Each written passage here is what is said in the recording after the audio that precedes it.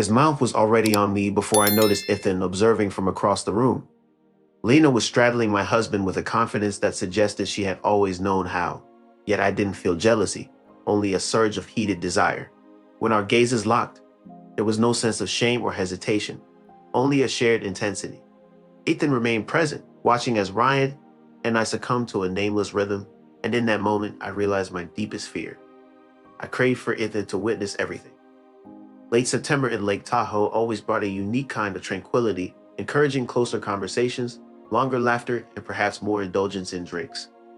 The summer crowds had dispersed, the water turned colder, but the flickering fire pits and charming wine tastings continued their allure. We unexpectedly encountered Lena and Ryan, a newlywed couple from San Diego, at the neighboring table during the Vineyard's twilight pairing event. Lena exuded. The thin dress and unbuttoned shirt signaled a departure from office mode. Lena's uninhibited laughter filled the air, while Ethan's subtle gestures indicated his approval. As the wine flowed and conversation deepened, we bonded like old friends, delving into topics of careers, cities, weddings, and regrets. The discussion felt promising, hinting at uncharted territory. Truth or Dare, Retreat Edition, took a turn as personal questions were posed, igniting a charged atmosphere. The intense gazes and tactile interactions lingered without apology. Later, in the privacy of our room, I let down my hair and shed my lipstick, slipping under the sheets, reflecting on the evening's electrifying tension. Ethan followed shortly after, joining me in the dark without saying much. We lay side by side without touching, both wide awake. Outside, the wind from the lake gently brushed against the glass doors, while inside, my heart pounded louder than expected for someone married for a decade. Do you think they would? I whispered softly, gazing up at the ceiling. Ethan turned to me, considering my question. Would they if we proposed a pause? I continued. He exhaled slowly, taking his time to reply. Suddenly, the conversation didn't feel like a mere exchange of words. He lay beside me, his eyes fixed on the darkness as if seeking a clear understanding of the question, one that wouldn't stir his emotions or carry the weight of unspoken curiosity. They seemed receptive, he finally murmured, his tone reserved. Receptive, I repeated, contemplating his choice of words. Shifting on the bed, he turned to face me, the sheet gliding across his waist. In the faint light, I could see the outline of his jaw subtly clenched. Ended when he thought too hard. You're serious? He asked. I didn't blink. I'm curious. His eyes searched mine like he was trying to find the joke, but I wasn't smiling. I was just waiting for him, for us, for the silence between us to name itself. You don't even like sharing dessert, he said, a weak attempt at humor. But his voice cracked in the middle, and that told me more than anything. I wouldn't be sharing, I said, slipping one leg over his. The way his body reacted before his mind did. That was the truth. His breath caught, his hands flexed, but still, the hesitation lingered behind his eyes. You want to see me with someone else? He asked. I tilted my head slightly. No, I want to see what happens when the rules bend a little. He stared at me for a long time, like maybe he was trying to recognize the woman beside him, or maybe, just maybe, he already had. The next day passed slowly. Breakfast was awkward in the most polite way. They sat across from us on the deck overlooking the lake. Lena in oversized. Ryan had on sunglasses with his bare legs tucked under him, while shirtless and holding the coffee. His eyes were fixed on Ethan as if he already had the answer. There was unspoken tension lingering in the air, with longer glances, slower smiles, and touches that seemed anything but accidental. Later in the day, we bumped into them near the spa lobby. Lena casually mentioned, we're heading to the lounge tonight, you two should join us. Ryan playfully added, midnight's the magic hour, right? As if challenging us. Back in our room, I poured a glass of wine and gazed out the window at the moonlit lake. Ethan, standing by the bed with crossed arms, appeared restless in a way I hadn't seen in a while. Mysterious, he remarked. I took a step and pondered, so are we serious? The real question is, serious about what? Ethan stayed silent, sitting next to me as we let the tension hang between us. Finally, breaking the silence, I said, let's see what happens if we open up. On the door this time, he kept his gaze steady. We arrived just after midnight to find the lounge quiet and half-lit, seemingly holding its breath. Ryan was already there with his legs sprawled and a glass of something dark in hand. Lena, draped in a silk wrap that left little to the imagination, stood by the window. She turned towards us with a knowing smile, as if she had anticipated our arrival. No words were exchanged. Ethan followed behind me, his tension palpable, evidenced by the light brush of his hand against my lower back. There was no discussion of a plan or strategy, only an unspoken tension lingering in the air, slowly intensifying since we first uncorked a bottle of wine 2 nights before. It was Lena who made the first move, not towards me, but towards Ethan. She approached him directly, her hand gliding up his arm as if it belonged there all along. I observed as Ethan's body initially stiffened, then relaxed, his breath catching in his chest. Unexpectedly, I felt Ryan behind me. He lingered close, his presence felt as his breath brushed against my neck, a steady and comforting warmth. It was getting late, and I decided not to wait. I turned towards him, placed my hand on his chest, and locked eyes with him. A raised eyebrow and a slight smirk seemed to give me permission. When his lips met mine, I welcomed it. As his hand moved down my waist, slipping beneath the hem of my dress, I didn't protest. Across the room, Ethan emitted a surprised sound. Lena was already at his throat, unbuttoning his shirt methodically. He didn't resist her advances. There was no envy, only excitement, craving, and a surge of passion that shattered all boundaries we once knew. Ryan's hand supported me as he effortlessly lifted me, pressing me against the couch without me realizing we were in motion. My dress rolled up to my hips as his hands explored with intent, causing me to gasp involuntarily. Ethan was seated now, Lena straddling him in a rhythmic dance that made the room feel smaller. His hand secured her waist with a mix of control and reverence, as if he was. I was astonished by what he was being permitted to touch. I couldn't control a moan as Ryan brought his mouth slowly and deliberately over me, my lips uttering sounds without my consent. In the distance, Ethan reacted sharply to the noise, our eyes locking for a fleeting, intense moment. I anticipated a sense of guilt, but instead I saw a fiery gaze in his eyes. He observed the scene, unmoving. Ryan intensified his actions, drawing me closer to him as I arched in response. He remained silent, unhurried, focused, and methodical, causing a powerful impact. I struggled to breathe, my hands gripping the cushions tightly. And when I reached the peak, it was far from silent. Lena chuckled behind me, pleased and amused, as she increased the intensity of her movements, eliciting a groan from Ethan that was unfamiliar to me. I turned to look at him, his eyes closed, head tilted back, and lips slightly parted. He was no longer pretending. He was fully immersed in the moment. Strangely, I found comfort in that realization. Thank you for joining me through this narrative. Your support makes these stories possible. If you would like to continue, please let me know.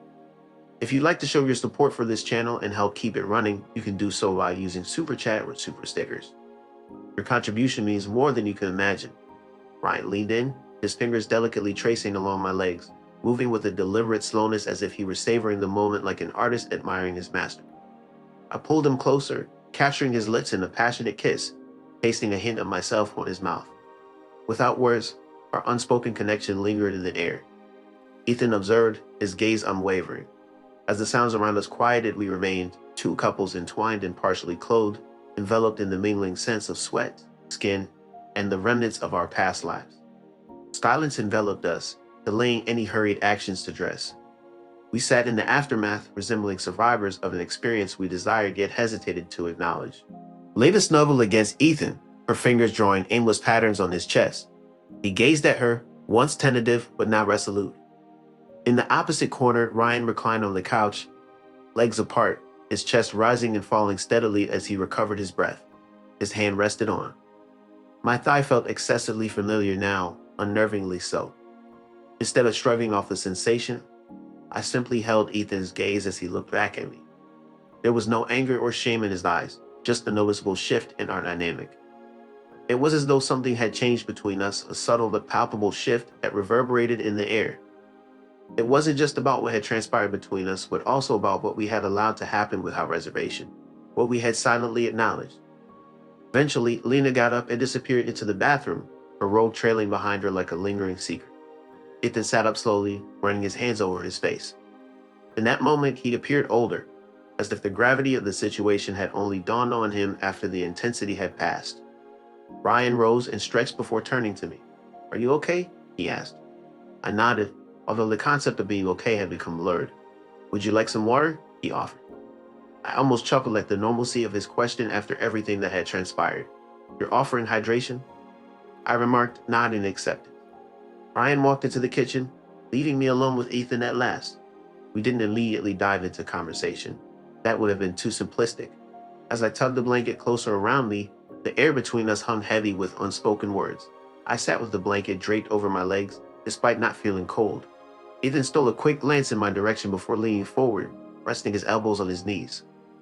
I didn't expect to feel that strongly, he murmured. I swallowed, understanding. You mean guilt? He shook his head. No, that's what I anticipated, but it wasn't guilt. It felt real, as though I was completely immersed in something, as if I forgot to be cautious. I lowered my gaze to my hands. I felt that too. He locked eyes with me. Then do you regret it? I hesitated before responding. I delved deep within myself for a straightforward, safe truth, but found none.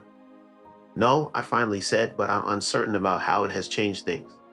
He nodded, indicating that he grasped more than I had assumed, perhaps even more than I comprehended. Ryan reappeared from the kitchen, carrying 2 glasses of water and placing them down gently, as if this were just any ordinary evening. Shortly after, Lena emerged, fully dressed, her face freshly washed, wearing a soft, inscrutable smile. And just like that, it was time to leave. There were no dramatic exits, no tearful glances back, just the sound of slipping on shoes, the pulling of jackets tight, and a quiet mutual understanding. The understanding of what happened would be kept here in this moment. It wouldn't remain silent within us. As we drove home, the atmosphere was quiet, not uncomfortable, but still as if both of us had exited something larger than ourselves and were still adjusting to the magnitude of who we had become. The road wound along the lake in gentle curves, and the sky outside our windshield transitioned from pink to gray to deep contemplative blue. Ethan kept one hand on the steering wheel, the other resting near the gear shift, his fingers tapping softly as if he had things on his mind that he hadn't formulated yet. I observed the trees whizzing by the passenger window and chose not to push him for words. Silence between us didn't feel like a gap. It felt like space. When we pulled over for gas just outside Sacramento, he inquired if I wanted coffee. I nodded, knowing he didn't need to ask how I preferred it. Back in the car, with 2 paper cups between us, I finally raised the question. Do you think we broke something? He didn't respond immediately, simply took a sip, nodded, then replied, I believe we possibly discovered a crack. Already in its presence, I looked towards him, and a faint smile graced his lips. With the acknowledgement of its existence, we ceased pretending not to feel it beneath our feet. The significance of that revelation struck me only upon hearing it spoken aloud, as it resonated undeniably with the truth. Rather than an earthquake, our actions acted as a magnifying glass, illuminating the tensions that already existed between us. Returning home, we engaged in the routine tasks of unpacking, folding clothes, and sorting laundry, the ordinary gestures of reintegration. However, during a moment of solitude while brushing my teeth later that night, I caught Ethan's gaze in the mirror. This time, his expression was not one of distraction, but rather one of contemplation, akin to a man rediscovering how to approach someone he thought he knew, but now saw in a new light. I rinsed, wiped my mouth, and turned to him, questioning his silent observation. What? He responded with a nonchalant shrug. You seem more present. I blinked in surprise, to which he nodded slowly, acknowledging I sense it too. I suppose I'm still processing. That evening, intimacy was not pursued. Instead, we lay together, foreheads touching shoulders, breaths mingling in shared silence. I took a deep breath, and for the first time in months, it didn't feel like we were avoiding each other in the same house. It felt like we were choosing to be there. We never delved into the specifics, the sounds, the touches, how Ryan's hands felt, or how Lena moved when she desired something. We didn't analyze it, nor did we romanticize it. What transpired that night was authentic, tense, and uniquely ours, even if we couldn't fully comprehend it at the time. It neither destroyed nor rescued us. Rather, it revealed something we had long overlooked. In the ensuing weeks, our actions shifted. Ethan lingered longer in our kisses before heading to work, and I began to ask him more questions, genuinely waiting for his answers. We became more truthful, not only about our desires, but also about our fears. Perhaps the most crucial aspect was not the night itself, but the opportunity it provided us to examine things more closely. Many people claim they would never dare to cross boundaries, break vows, or even consider. Longing for something beyond the confines of the shared walls they constructed, perhaps they never will. Yet I've come to understand that true self-discovery often occurs when a door is slightly opened, and a person on the other side gazes at you with an uncanny familiarity. The events that unfolded in Lake Tahoe did not diminish my marriage. Nor did they make me a stranger to my spouse. Instead, they served as a stark reminder that I am still a woman, vibrantly alive in aspects that had faded into slumber. If you find yourself resonating with these words, even in a way that makes you uneasy, know that you are not alone. Whether your response is yes, no, or uncertainty, I urge you to explore the reasons behind your emotion. If this narrative has stirred something within you, be it curiosity, unease, or a mere sense of recognition, please consider leaving a comment or reacting with a like to signal your presence. For those intrigued by stories delving into the silent and tangled truths often left unspoken, remember to show your support by liking and subscribing. I assure you, there are more narratives waiting to be shared. Until next time,